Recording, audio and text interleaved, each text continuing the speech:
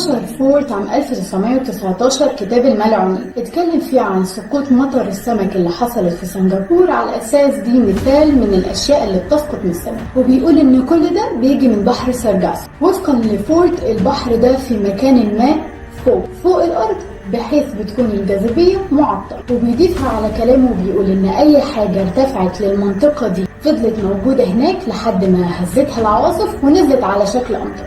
بصراحة أنا مش فاهمة وجهة نظره دي خالص. بس بعيدا عن كده، بحر سارجاسو معروف إن هو أخطر بحر على وجه الأرض. عندي لكم بيقع بحر سارجاسو في المحيط الأطلسي، ومثلث برمودا برضه بيقع في المحيط الأطلسي. واضح ان المحيط الاطلسي مليان عجائب وغرائب كتيرة جدا. يلا مستنية رأيكم، هل ليكم وجهة نظر تانية في الموضوع ده، ولا شايفين ان وجهة نظر فورت هي الصح؟ اشوفكم في الحلقة الجاية.